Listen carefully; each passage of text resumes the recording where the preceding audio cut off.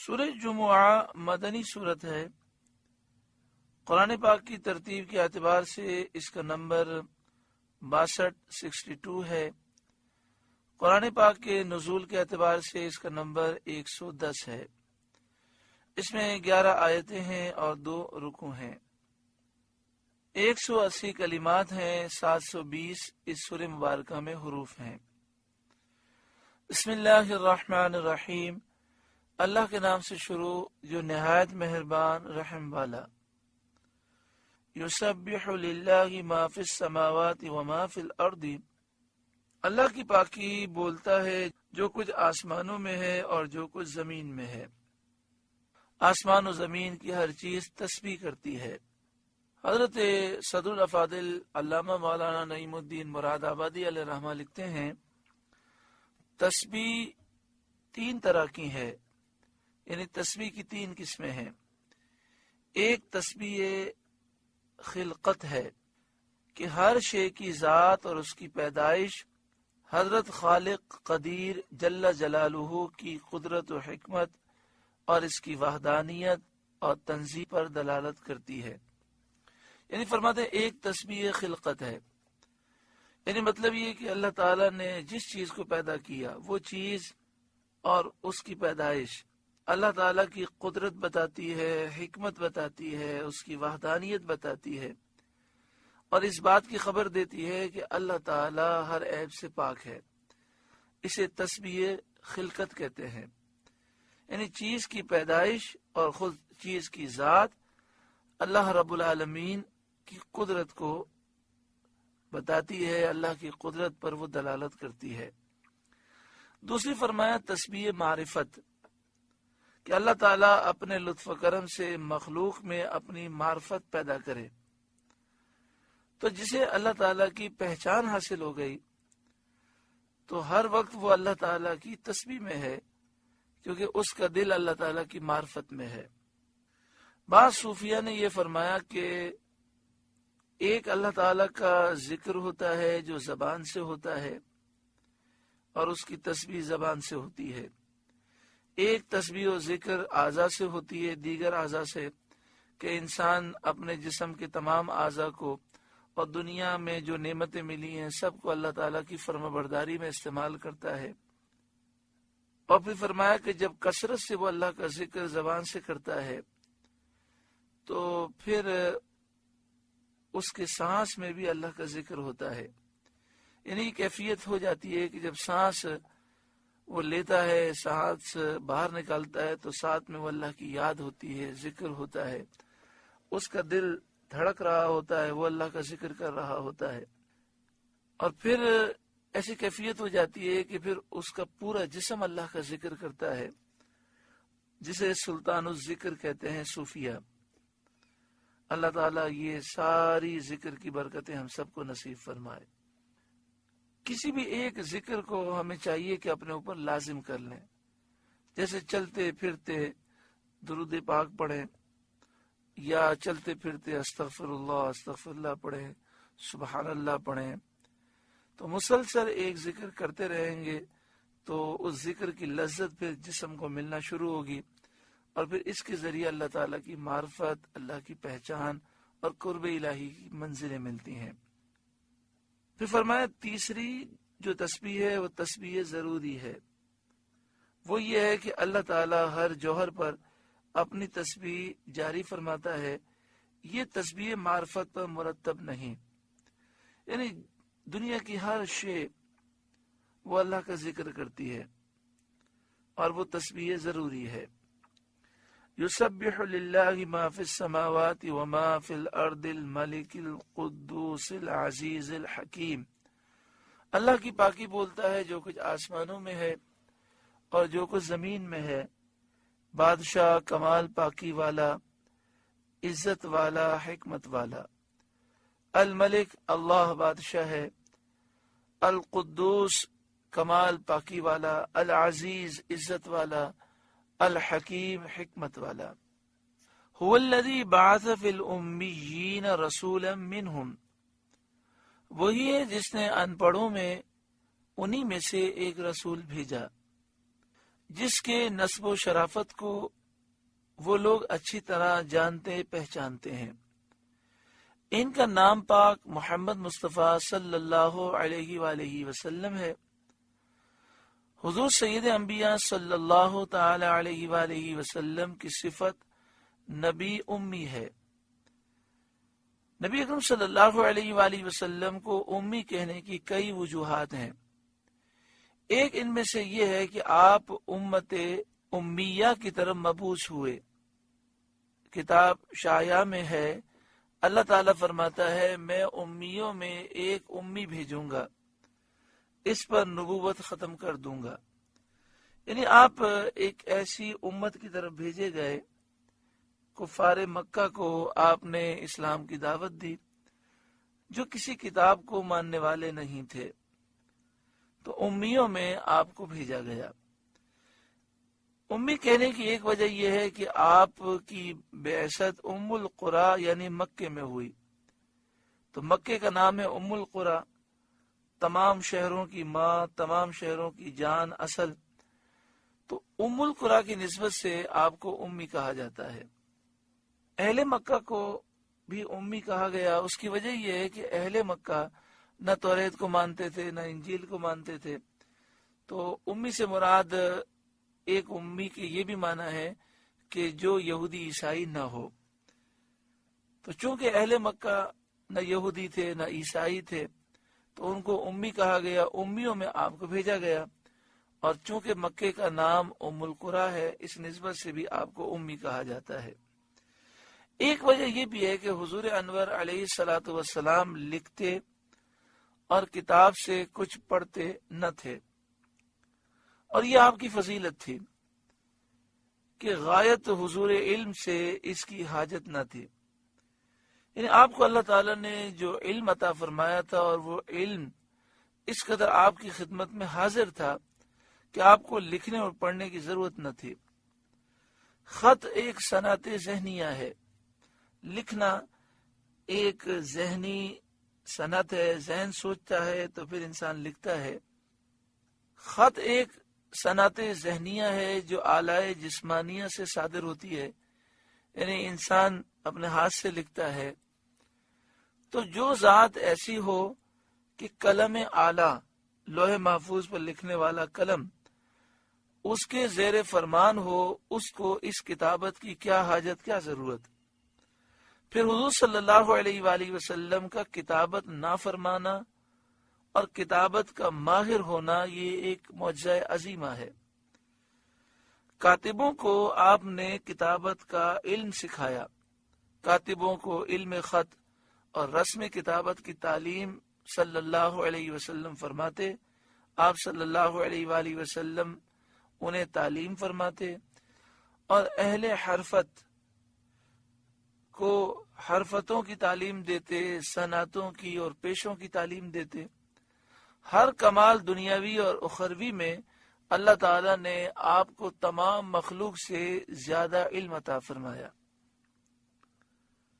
یتلو علیہم آیاتہ، کہ ان پر اللہ کی آیتیں پڑھتے ہیں، یعنی قرآن پاک سناتے ہیں، وَيُزَكِّيهِمْ، اور انہیں پاک کرتے ہیں، عقائد باطلہ، برے عقیدے، باطل عقیدوں سے پاک کرتے ہیں، اخلاق رذیلہ، برے اخلاق سے پاک کرتے ہیں، اسی طرح اخلاق خبائث، جو گندے اخلاق ہیں ان سے پاک کرتے ہیں، جو جاہلیت کی رسومات اور گندے طریقے ہیں ان سے پاک کرتے ہیں، اور اسی طرح دیگر جو برے اعمال ہیں، بری سوچ ہے، بری فکر ہے، محبوب کریم صلی اللہ علیہ وآلہ وسلم ان ساری گندی سوچوں، فکر اور اعمال کو دور کرتے ہیں۔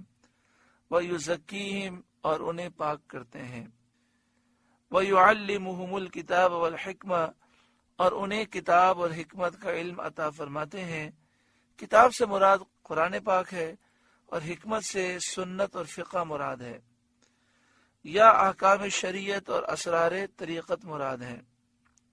وَإِن كَانُوا مِن قَبْلُ لَفِي ضَلَالٍ مُبِينٍ، اور بے شک وہ اس سے پہلے ضرور کھلی گمراہی میں تھے، یعنی سید عالم صلی اللہ علیہ وآلہ وسلم کی تشریف آوری سے پہلے وہ ضرور کھلی گمراہی میں تھے کہ شرک میں مبتلا تھے، برے اور باطل عقائد میں مبتلا تھے، گندے اعمال میں گرفتار تھے، اور انہیں مرشد کامل کی شدید حاجت تھی جو ان کی صحیح رہنمائی کرے۔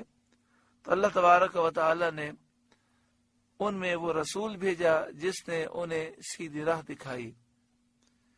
وآخرین منہم لما یلحقوا بہم، اور ان میں سے اوروں کو پاک کرتے اور علم عطا فرماتے ہیں جو ان اگلوں سے نہ ملے، یعنی ان امیوں میں سے اوروں کو پاک کرتے ہیں اور علم عطا فرماتے ہیں۔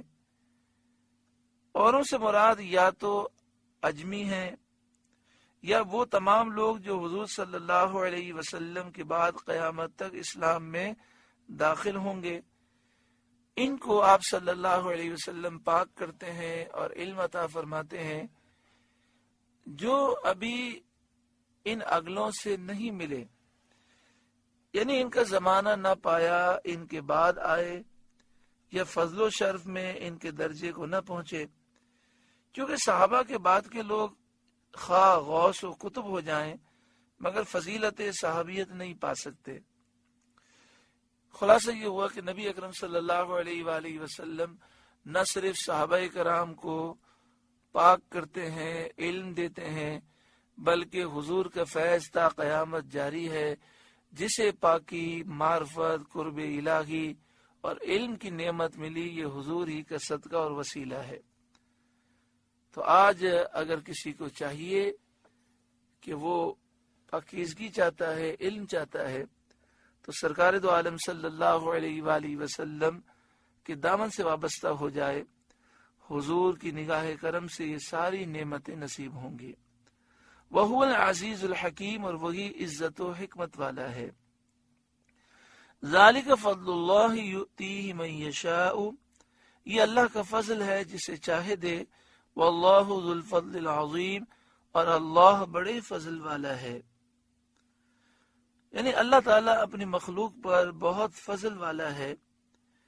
اس نے مخلوق کی ہدایت کے لیے اپنے حبیب محمد مصطفیٰ صلی اللہ علیہ وآلہ وسلم کو بھیجا، مبعوث فرمایا۔ مثل الذین حملوا التوراۃ، ان کی مثال جن پر توریت رکھی گئی تھی اور اس کے احکام کا اتباع ان پر لازم کیا گیا تھا، وہ لوگ یہودی ہیں، ثم لم یحملوها، پھر انہوں نے اس کی حکم برداری نہ کی اور اس پر عمل نہ کیا، اور اس میں سید عالم صلی اللہ علیہ وآلہ وسلم کی نعت اور صفت دیکھنے کے باوجود حضور صلی اللہ علیہ وآلہ وسلم پر ایمان نہ لائے، کمثل الحمار، گدھے کی مثال ہے، یحمل اسفارا، جو پیٹھ پر کتابیں اٹھائے، یعنی وہ گدھا جو پیٹھ پر کتابیں اٹھاتا ہے، ایسی مثال ہے ان یہودیوں کی جو توریت پر عمل نہیں کرتے، کہ گدھا بوجھ کے سوا ان کتابوں سے کچھ بھی فائدہ نہیں پاتا، اور جو علوم ان کتابوں میں ہے ان سے بالکل وہ واقف نہیں ہوتا۔ یہی حال ان یہودیوں کا ہے جو توریت اٹھائے پھرتے ہیں، اس کے الفاظ رٹتے ہیں اور اس سے نفع نہیں اٹھاتے، اس کے مطابق عمل نہیں کرتے۔ یہی مثال ان لوگوں پر صادق آتی ہے جو قرآن کریم کے معانی کو نہ سمجھیں اور اس پر عمل نہ کریں اور اس سے اعراض کریں، منہ پھیر لیں۔ بئس مثل القوم الذین کذبوا بآیات اللہ، کیا ہی بری مثال ہے ان لوگوں کی جنہوں نے اللہ کی آیتیں جھٹلائیں، واللہ لا یہدی القوم الظالمین، اور اللہ ظالموں کو راہ نہیں دیتا۔ قل، اے محبوب آپ فرمائیے، یا ایہا الذین ہادو، اے یہودیوں، ان زعمتم انکم اولیاء للہ من دون الناس، اگر تمہیں یہ گمان ہے کہ تم اللہ کے دوست ہو اور لوگ نہیں، یعنی تم یہ سمجھتے ہو کہ اور لوگ اللہ کے دوست نہیں ہیں، تم ہی اللہ کے دوست ہو، جیسا کہ تم کہتے ہو کہ ہم اللہ کے بیٹے اور اس کے پیارے ہیں۔ فَتَمَنَّوُا الْمَوْتَ إِن كُنتُمْ صَادِقِينَ، تم مرنے کی آرزو کرو اگر تم سچے ہو۔ اگر تم یہ کہتے ہو کہ ساری کائنات میں ہم ہی اللہ کے دوست ہیں، اللہ کے پیارے ہیں، اللہ کے بیٹے ہیں، تو مرنے کی آرزو کرو کہ موت تمہیں اللہ تک پہنچائے، اگر تم سچے ہو اپنے اس دعوے میں۔ وَلَا يَتَمَنَّوْنَهُ أَبَدًا بِمَا قَدَّمَتْ أَيْدِيهِمْ، اور وہ کبھی موت کی تمنا آرزو نہ کریں گے ان کرتوتوں کے سبب جو ان کے ہاتھ آگے بھیج چکے ہیں۔ یعنی اس کفر اور تکذیب کے باعث جو ان سے صادر ہوئی ہے، یہ جانتے ہیں کہ یہ کام غلط کر رہے ہیں اور اللہ کے غضب سے بچ نہ سکیں گے، اس لیے کبھی بھی یہ مرنے کی تمنا نہیں کریں گے۔ واللہ علیم بالظالمین، اور اللہ ظالموں کو جانتا ہے۔ قل، اے محبوب آپ فرمائیے، ان الموت الذی تفرون منہ، وہ موت جس سے تم بھاگتے ہو، فإنہ ملاقیکم، وہ تو ضرور تمہیں ملنی ہے، کسی طرح اس موت سے بچ نہیں سکتے۔ ثم تردون الی عالم الغیب والشہادۃ، پھر اس کی طرف پھیرے جاؤ گے جو چھپا اور ظاہر سب کچھ جانتا ہے۔ فَيُنَبِّئُكُم بِمَا كُنتُمْ تَعْمَلُونَ، پھر وہ تمہیں بتا دے گا جو تم نے کیا تھا، پھر وہ تمہیں بتا دے گا، تمہیں خبر دے گا ان تمام اعمال کی جو تم کیا کرتے تھے۔ تو لہٰذا اپنے اعمال کی اصلاح کرو، توبہ کرو۔ جب تم سمجھتے ہو کہ تم غلط ہو اور مرنے کے بعد پھنسو گے اور موت سے فرار بھی ممکن نہیں، تو موت سے پہلے توبہ کرو اور دین کی طرف آ جاؤ۔ اللہ تعالی ہمیں عمل کی توفیق عطا فرمائے۔ ہم مسلمان ہیں لیکن موت سے ڈرتے کیوں ہیں؟ اس لیے کہ ہمیں ڈر لگتا ہے کہ مر کر اللہ کو کیا جواب دیں گے، ہم نے تیاری نہیں کی۔ لیکن یہ ڈر کے باوجود بھی ہم تیاری نہیں کرتے، توبہ نہیں کرتے۔ حالانکہ ہمارا عقیدہ ہے کہ ایک مقررہ دن جو لکھا ہوا ہے، جو موت کا وقت ہے، اس دن ہم دنیا سے ضرور جائیں گے۔ تو جب موت سے فرار ممکن نہیں اور مرنے کے بعد اللہ کو جواب دینا ہے، تو بہتر طریقہ یہی ہے، صحیح طریقہ یہ ہے کہ بندہ سچی پکی توبہ کرے اور ایسی تیاری کرے کہ جب موت آئے تو اسے شرمندگی نہ ہو۔ اللہ تعالیٰ عمل کی توفیق عطا فرمائے۔ سورۃ الجمعہ کا پہلا رکوع مکمل ہوا۔ اللہ اس کے نور سے ہمارے قلوب کو روشن فرمائے۔